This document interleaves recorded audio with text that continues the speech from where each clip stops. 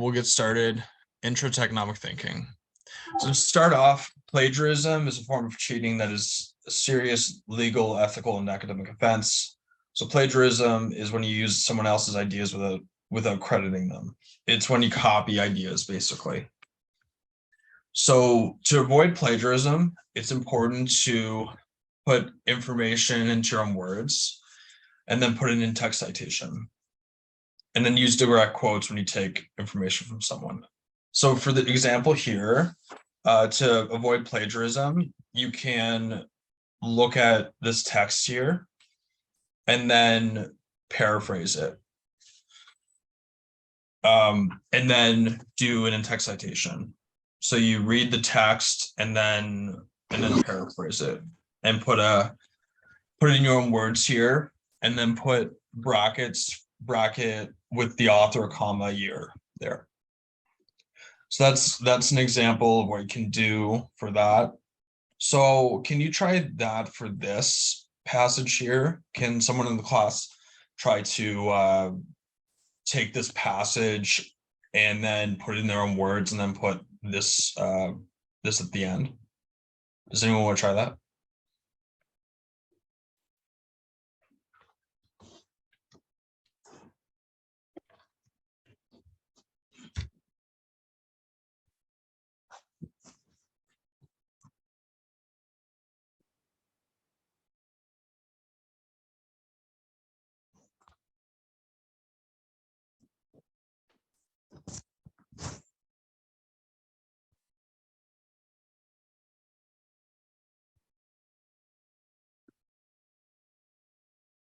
So anyone can volunteer.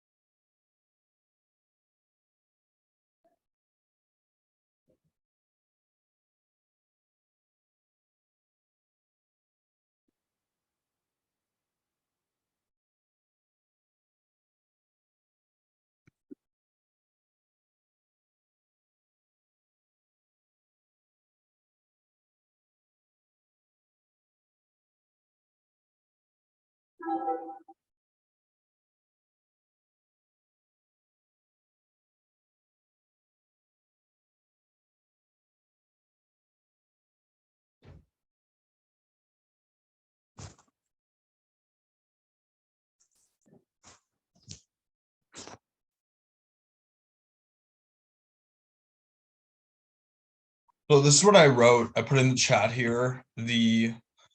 So what I'll have to do is I'll have to edit this so I can put in the in-text citation here. So fountain 2020. So that here.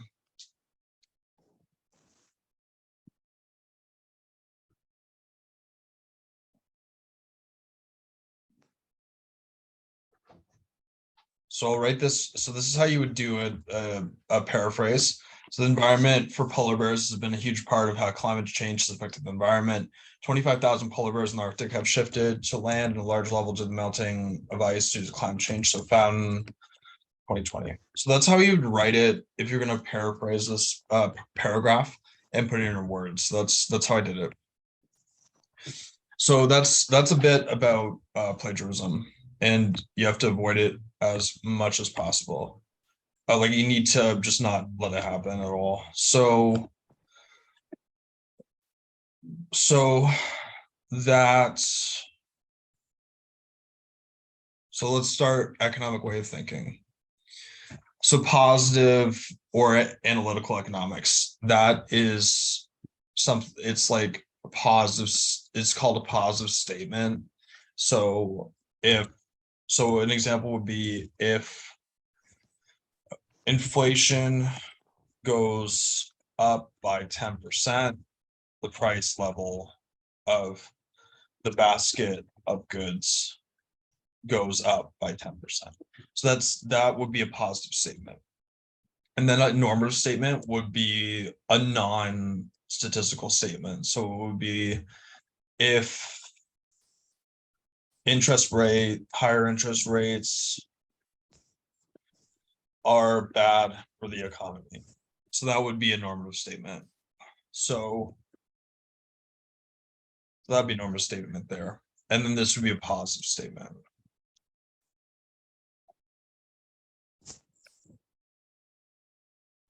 So then economists like to use models, equations, and graphs that try to explain behavior in the real world. These can be highly useful, organize your thinking, explain and predict behavior. So ceteris paribus means all things the same. So all else being equal. So ceteris paribus. Ceteris paribus is when you hold everything else constant. So like the two variables are set, can change, but everything else is held constant. So, for example, inflation rate goes down due to interest rate increases. All else constant.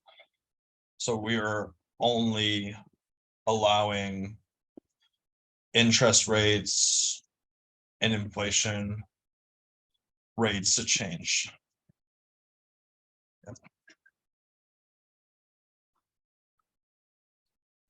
So that's ceteris paribus. We'll learn more about that as the course goes. So these are some of the graphs that we use for the course. So there's all these types of graphs that we use in the course. And we'll go through a lot of them, like as we go, we'll go more through these graphs. So economic assumptions, ceteris paribus. So some economic assumptions are people are rational. We think things through and behave logically. People are self-interested and will attempt to maximize their own benefit, be that personal happiness or a company maximize profit, etc. Thus, people respond to incentives in rational and mostly predictable ways.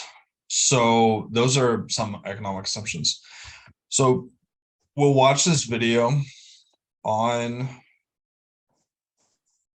most of what economics is based on. So we have limited land, labor, capital, and entrepreneurship.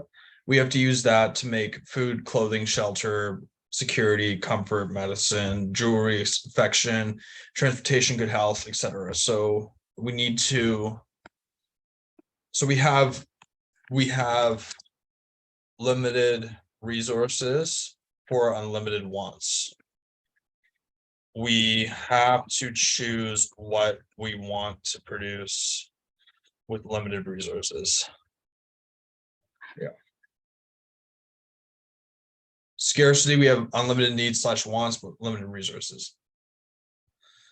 So effective, you successfully achieve the end goal. Efficient, use the bare minimum in achieving the end goal. So scarcity and opportunity cost activity. Let's do this here.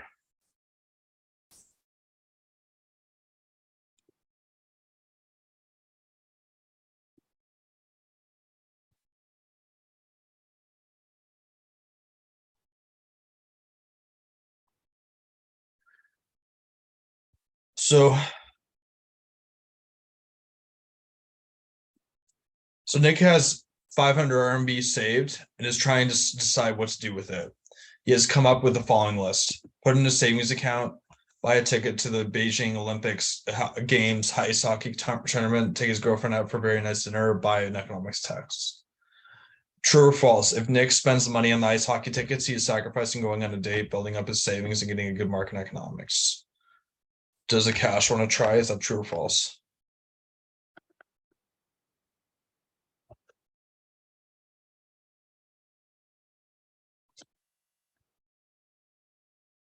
Yes, exactly. True.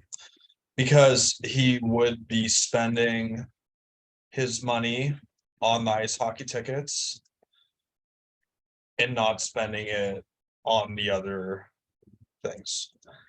Thanks, Akash. And then what is the opportunity cost of studying for 3 years of university? Does Sheik want to try? Missing out on job opportunities. Yes, exactly. Good job. Yeah, missing out on job opportunities and making 3 years of income from jobs. That's great. Great job. And then Jillian decides she needs a motorcycle to get to school every day. She withdraws RMB 5,000 from her savings account that she was planning on spending to take a vacation during the summer. True or false, the opportunity cost of buying my motorcycle is RMB 5,000. Does Barath, you want to try?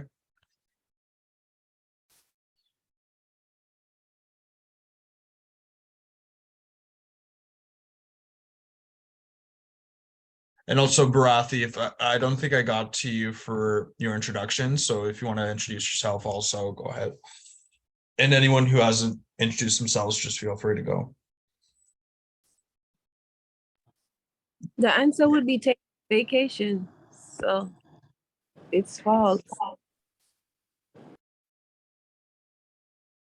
Yes, The yeah, opportunity is taking vacation. yes. Yeah, both, yeah, true. It's so it's both based on, so 5,000 RMB, like so the vacation is the opportunity cost, and the vacation costed RMB 5,000. So it seems so so yeah, so RMB 5,000 is the opportunity cost because it is the cost of the vacation. Yeah, so it's like kind of yes and no. So thanks for sharing, Maxine. And then define opportunity cost. Does Dal want to try that one?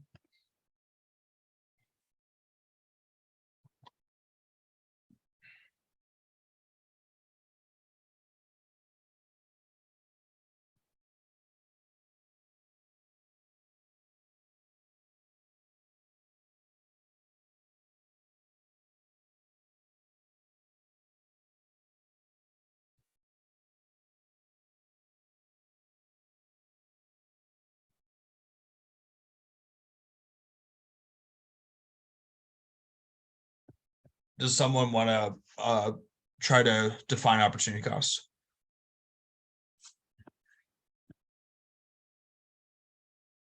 Yes, those are good examples. Yeah. Next best alternative opportunity you're letting go, choosing on, sacrificing one thing to get another thing, cost we let go to get something else. That's great. Great examples, everyone. Yeah, great examples, everyone. That's great.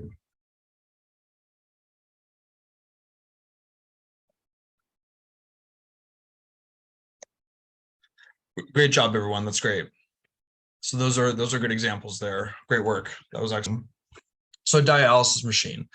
These machines are used for patients who have kidneys that don't work properly. Without dialysis, the patients will quickly die. They're expensive, costing about $100,000. Some patients can get a kidney transplant, which means they won't need dialysis any longer. So there's a scenario where you have to determine which of the patients here would get the dialysis treatment. It's a very difficult policy. It's very difficult to figure out who would get it based on evaluating this. So I'll put this into the chat. If you want to work on it during the week, feel free, and then let me know what your findings are. It's hard to determine who would get the dialysis treatment. It's difficult, very difficult, very difficult to figure out who would get it. So I'll provide that to you in the chat so you can figure out like who would make more sense to get it based on age, medical conditions, family, etc. So I'll put this in the chat, and if you have time during the week to work on it, just send me your analysis for that, and then we can chat more about it. So I'll put this in the chat because it'll take some time.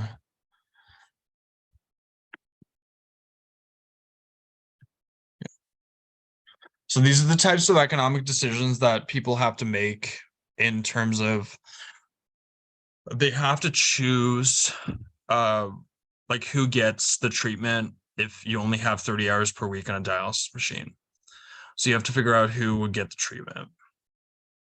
Like if it's a 30-year-old male, young children, 5 hours per week, 45-year-old man with no children, 78-year-old female, 4 hours per week, 55-year-old man who is married with grown-up children, somebody who's going to get a kidney transplant eventually. These are tough decisions, and these are the types of decisions that you have in economics, and healthcare deals with a lot of these types of decisions. So they're very tough decisions because you're going to be choosing who gets treatment, which is really hard to do.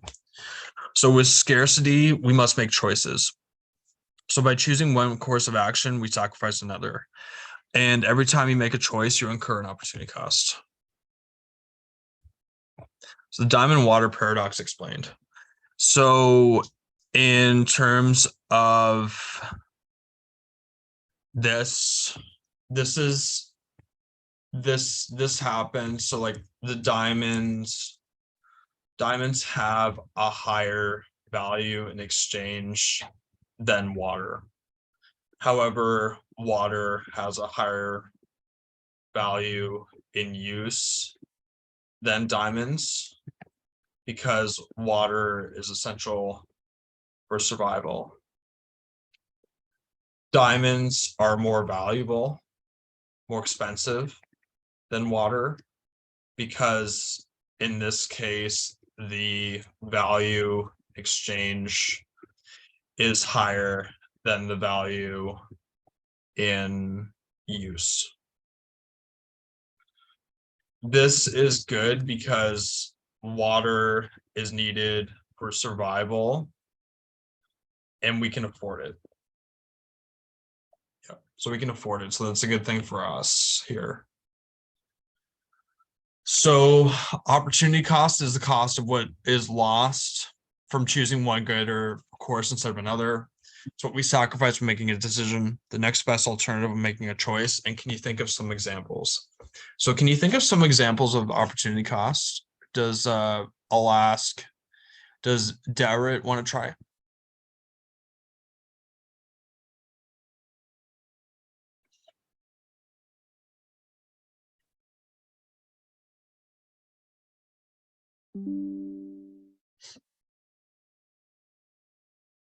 Oh, that's okay. So does Farid want to try?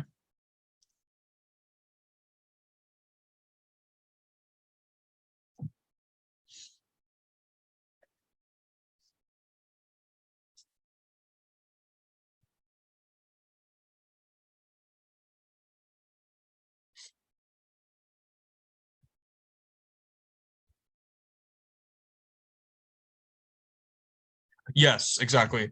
So like going to an example of an opportunity cost would be going to school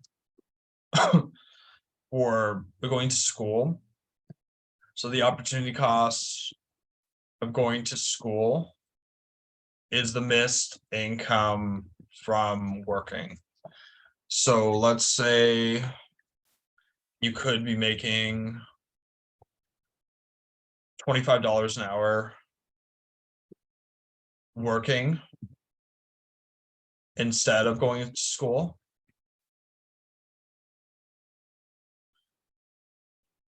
So going to school, the opportunity cost is $25 per hour because you could be making that working. So that's an example of the opportunity costs that we all face going to school. So going to school, we face that opportunity cost of not making money working during that time. So in this case, because of scarcity, there's always a trade-off, always a cost. Nothing is free. No such thing as a free lunch. Someone is always paying. There's always an opportunity cost. You can't have everything. You have to choose. And also, everyone has to make these decisions. If there's society, business, people. Yeah. Let's go through the opportunity cost worksheet here. So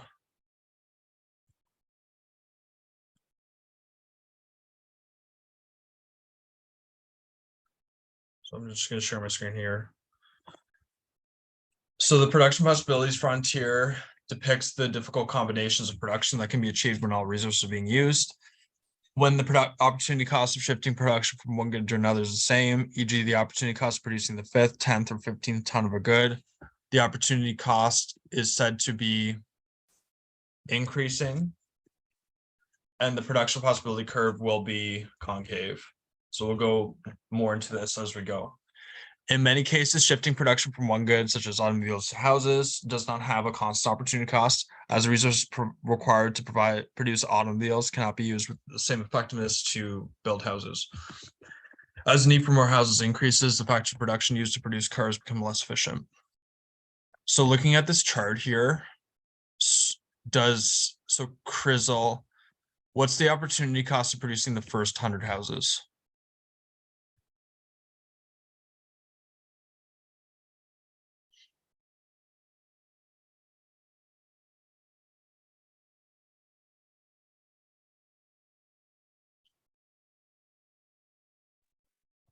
Um, 900 automobiles. I Close. would So say it's 1,900 automobiles. close. So what we would have to do is we'd have to take the 1,000 and subtract it from 900. So then we get 100 automobiles. Yeah. So that's what we would do here. And then for the second 100 houses, what's the opportunity cost? 200 automobiles. Yes. Excellent. And then for the third 100 houses, what's the opportunity cost? 300. Yes, good job. 300 automobiles. Excellent. And then for the fourth 100 houses, what's the opportunity cost? It's 0. 400. 400 automobiles. Yes. So 400 minus 0 equals 400 automobiles. Great job.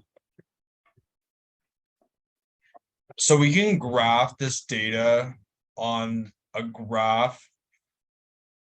So how we graph it is we can, so I'll graph it here, and so we can put number, of houses on the x-axis.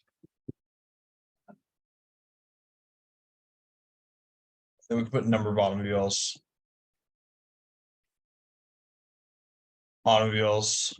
on the y-axis.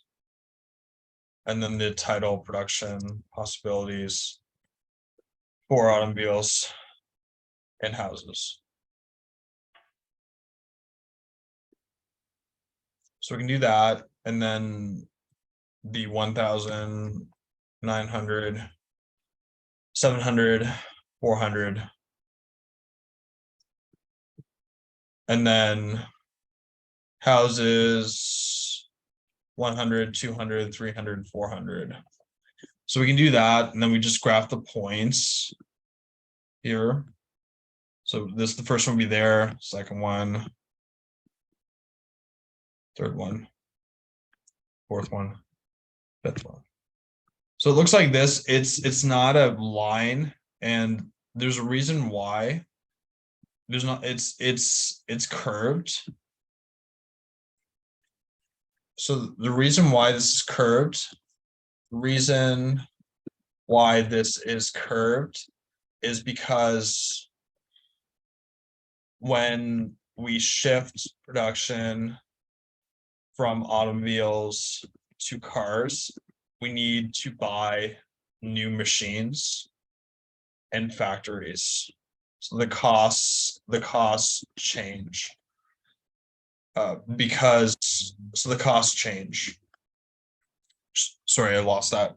So the costs change. The costs change because the production of cars is different than the production of houses.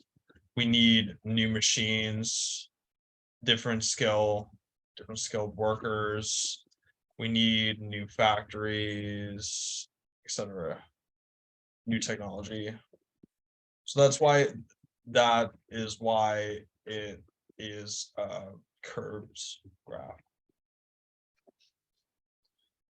So here, so let's identify the points here. So for A, how much clothing do we produce for A, and how much food do we produce for A?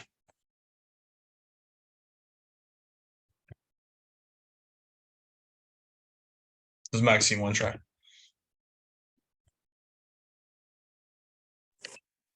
All right, so we produce 100 clothing. Yeah, clothing 100. Yeah. And for food, we produce 0 or maybe. Yeah. Okay.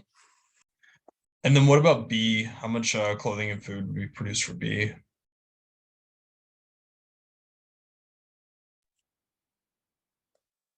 I would say for B, it's 90.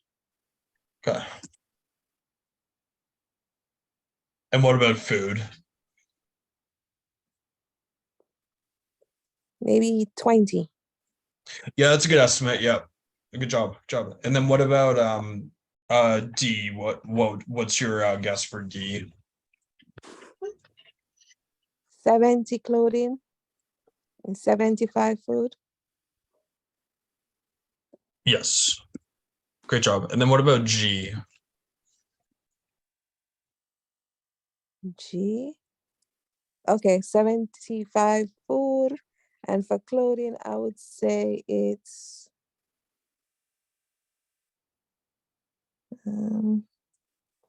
maybe 60 or 50, somewhere around there. That's good. Great job. And then what about M? What do you think would be for M?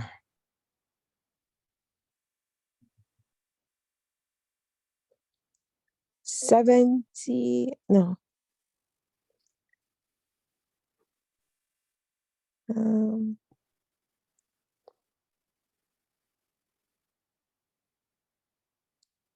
I would say probably 64 clothing, and for food 130.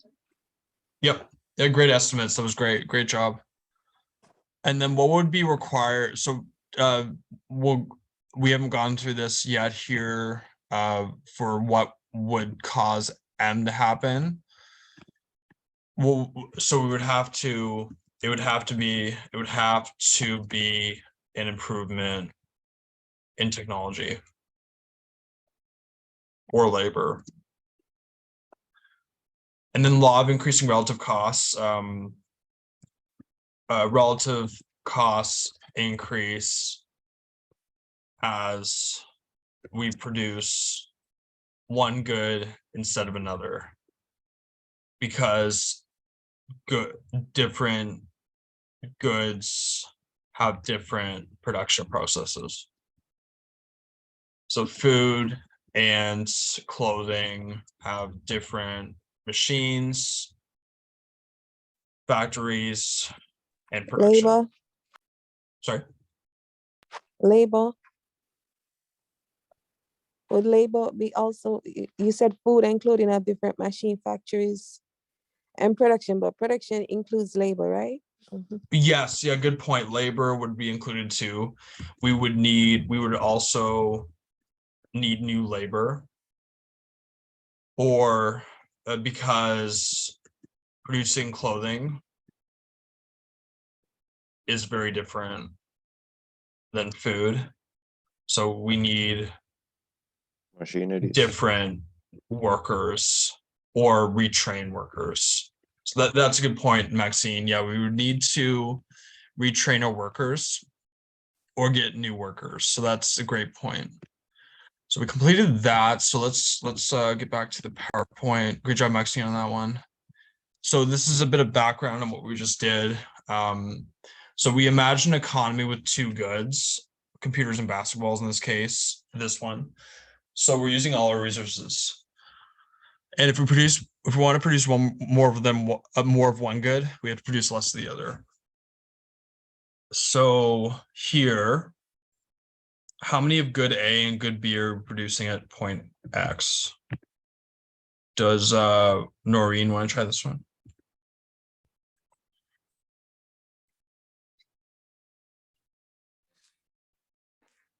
8 commodities of good B Yes. and 4 commodities of good A.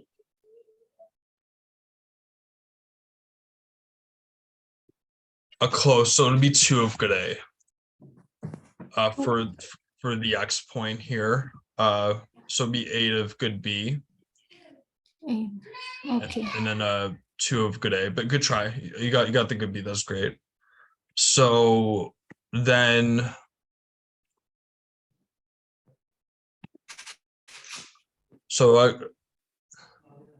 thanks, Noreen. So then Prashani, for point Y, how many of good A and good B are we producing, and what in that case? 4 of good B and 4 of good A. Yes, exactly. 4 of good B and 4 of good A.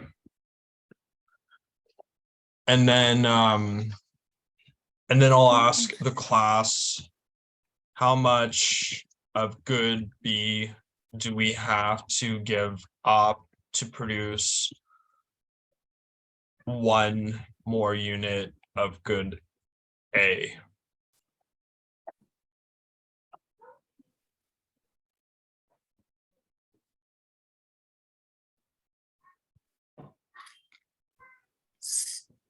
Two, yeah.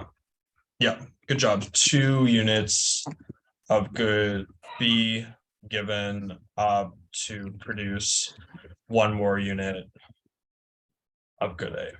Great job. So that, so to get this, we would take 2 and then 1. So here would be 2 and then 1. So that's how we would do. We'd do an L like that, and then exactly. So great job, everyone. So that's how we would do it there. And based on that, we can use this information. The opportunity cost of increasing production of good A from 0 to 1 units, the loss of how many units of good B.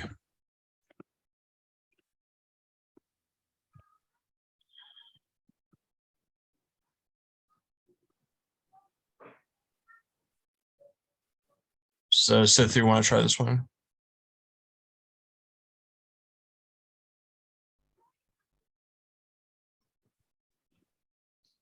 Yep, 2 units, great job.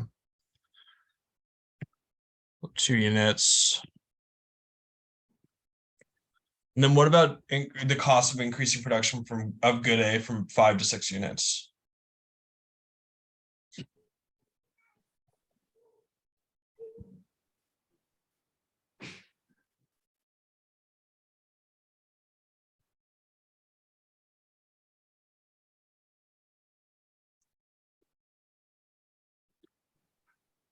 Yes, same. That's great. 2 units divided by B.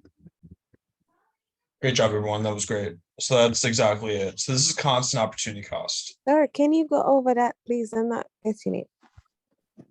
Sorry? Can you go back over that? I'm not getting it. Okay, that's okay. So here, going from good A from 0 to 1 units, this would be, so it'd be 0 to 1 here.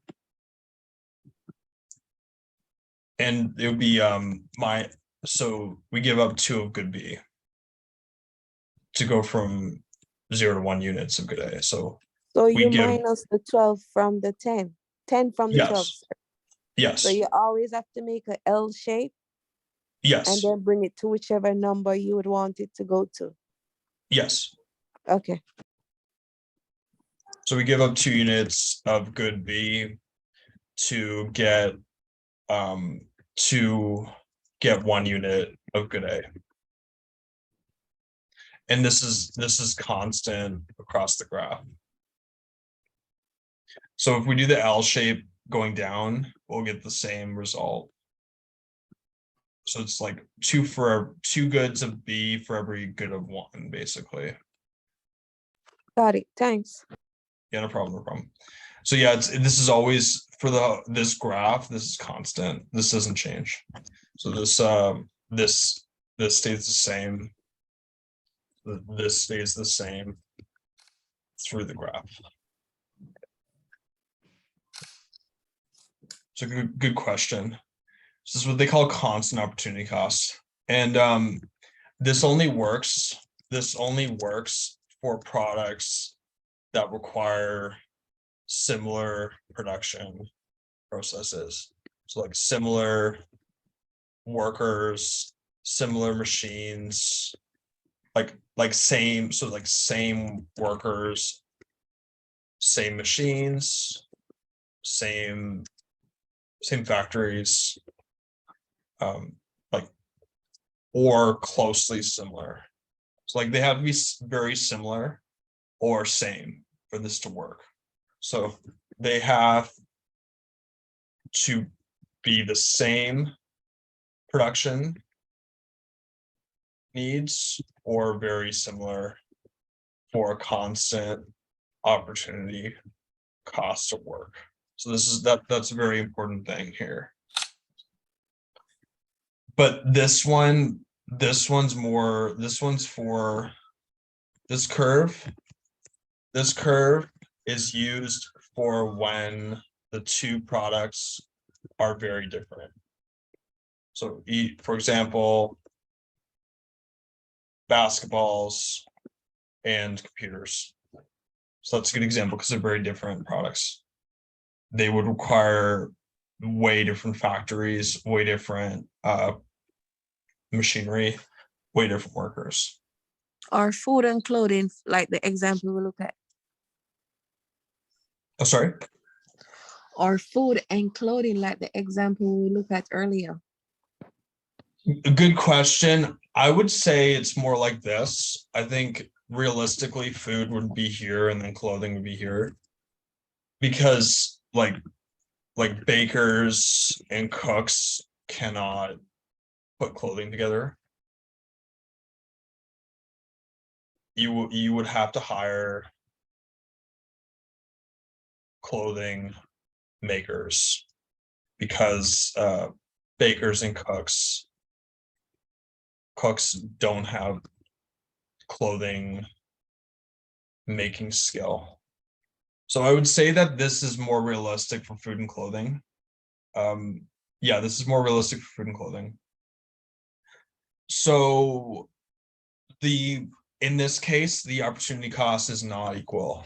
Opportunity cost is not equal in the graph. So you give up, yeah, so it's not equal at all here. Yeah, so we can still do the L though. We can still do the L to figure out what's given up. So let's do it for the 3 separate areas here. So I'll draw the L here.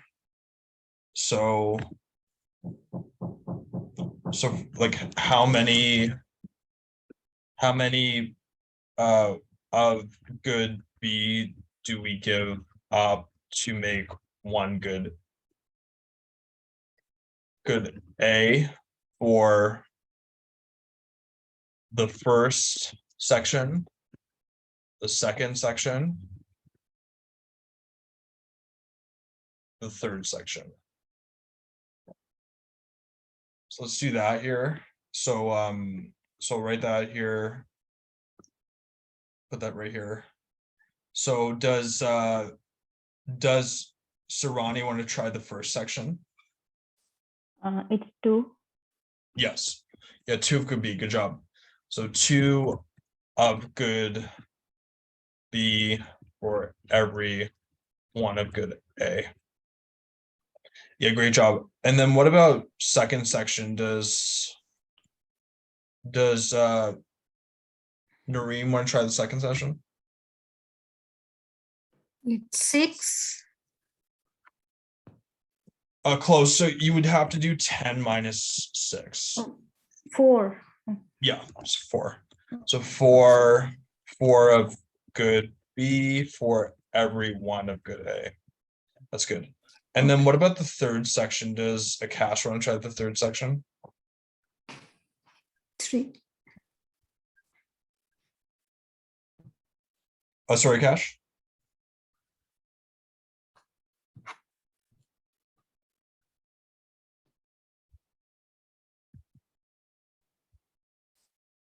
So it would be 6. So you would do 6 minus 0 here. Yeah, so it'd be 6 minus 0. So 6 of good B for every 1 of good A.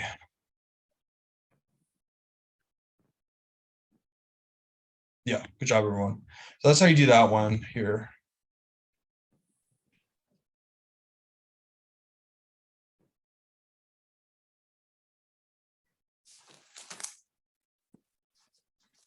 So in the law of increasing relative cost, diminishing returns, whenever society, in order to get greater amounts of one product, sacrifices an ever increasing amount of other products.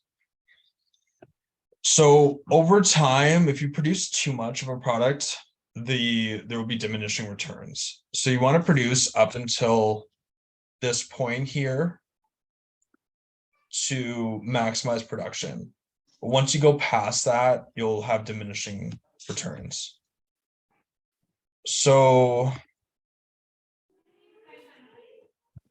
like I said before, the reason why the production possibilities curve is like this is because not all resources are created equally.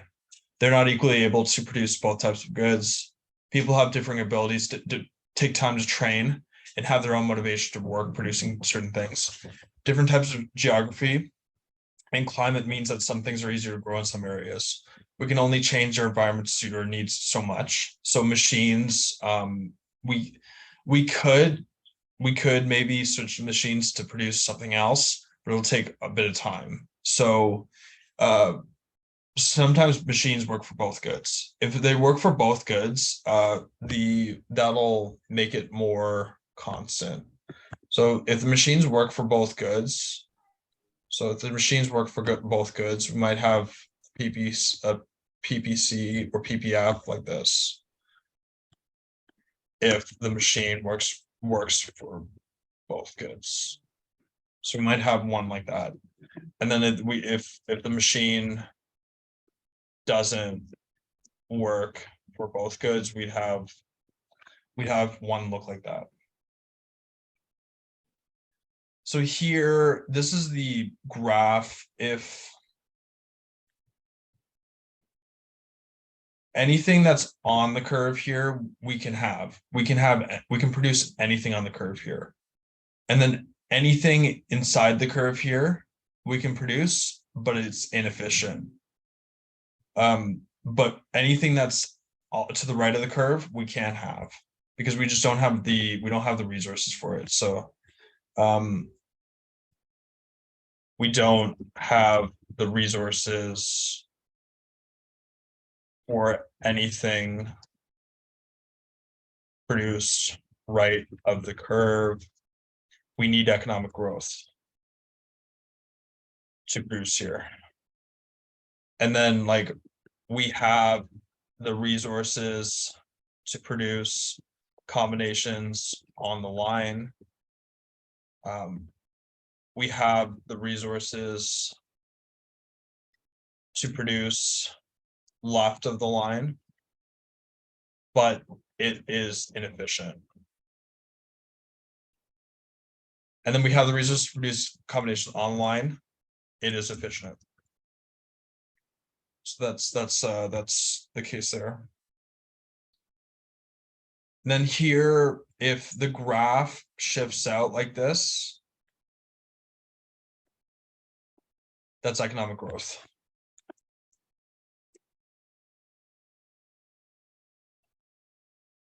more resources available.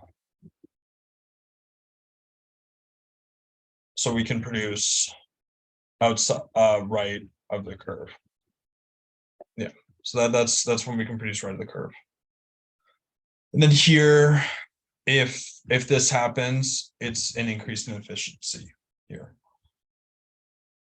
So we did the production opportunity cost production possibilities worksheet. Go through economic systems. So we have talked about the factors of production: land, natural resources, raw materials, water, fertile soils, labor, skilled workforce, population levels, real capital, facilities, machinery, equipment, structures, money capital, and cash investments. 3 basic questions for production are what, how, and for whom. The traditional economy is an economy that is based on traditional practices handed down from generation to generation. How the traditional economy answers the 3 basic questions: what, determined by the needs of the family or community; for whom, family, community, tourists, limited trade; how, determined by traditional skills and knowledge. Command economy. A command economy is essentially planned by a small group of political leaders who have the power to enforce the decisions. The state owns all of the productive resources. The relationship is symbiotic. This individual depends on the state for basic needs: food, housing, medical, education. The state depends on the individuals for labor, obedience, goal attainment. How the command economy answers the 3 basic questions: what, determined by the central authority in the best interest of the state; for whom, determined by the central authority in the best interest of the state; how, determined by the central authority in the best interest of the state. So everything's made by the government, and essentially in a command economy, the government makes all the choices and they act in their own interest. The market economy, decisions are made with individual self-interest in mind. People make their own decisions privately, and there's not a lot of economic intervention by the government. So the market economy, the what is determined by consumer demand; for whom is determined by who can afford it; how is determined by private enterprise based on profit. Political economy. So left is more government control. Communism would be complete government ownership and control. Center is some sort of balance. Social democracy is socialism, mostly private with extensive government control. Regulated capitalism is private ownership and some government control. Right is less government control. Laissez-faire capitalism, private ownership and no government control. So let's go through the comparing economic systems worksheet here. So that's gonna be our next activity here.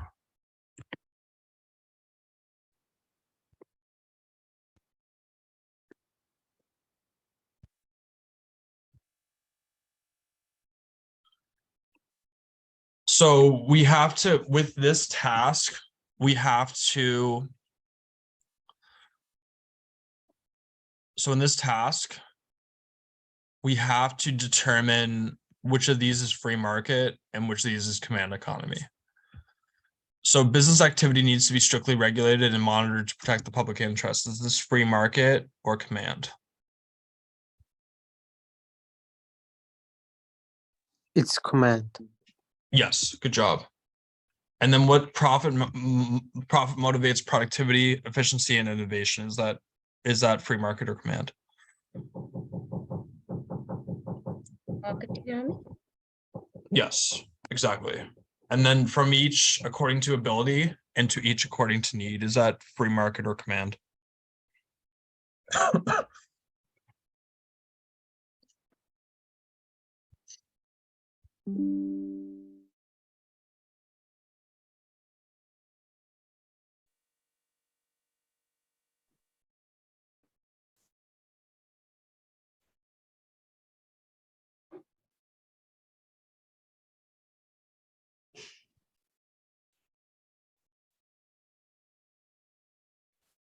I think it would be command, actually. So private ownership of factors of production, would that be free market or command? Command. Close. So it'd be This free is free. market. Yeah, Free because command would be government ownership. A good try. And then stable economic activity avoids economic cycles, recession/depression. Would that be command or free market? A command one. Yes, because yeah, there's no recessions. Yeah, great job. There's no recessions or depressions in command. And then capitalism is the key to economic growth. Is that free market or command? Command. It'll be free market because capitalism is private ownership of resources. And then full employment, which one would that be? Command. Yes, because everyone is employed by the government. And then North Korea and Cuba, for example, is that, which one is that? Command. Yes, command. Good job. And then competition encourages a variety of goods, low prices and innovation. Is that free market or command? Free market. Free market. Yes, good job. And then recognizes labor as the key element for creating or adding value through production.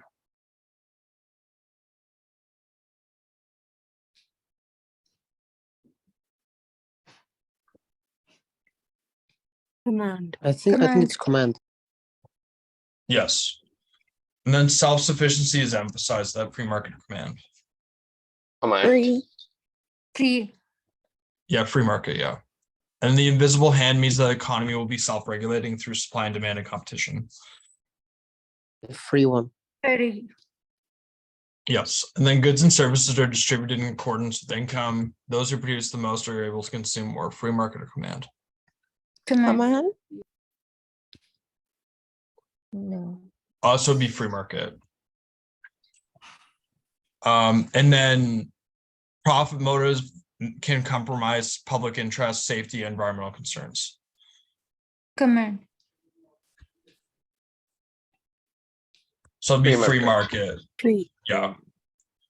And then size matters. Larger firms are able to achieve efficiencies, economies of scale that allow them to put smaller firms out of business, e.g. Walmart.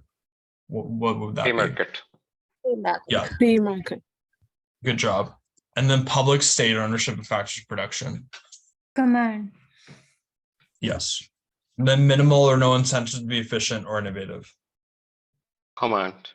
Yes. And then laissez-faire economics, limited or no regulation. Free. Free. Free economy. Yes. Yes. And then unemployment, low wages, and income disparity. Free. Command. Free market.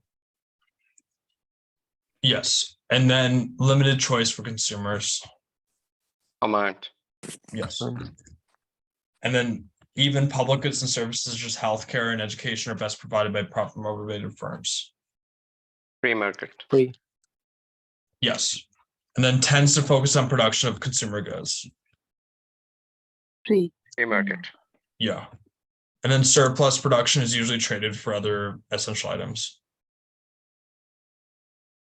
Free. Command.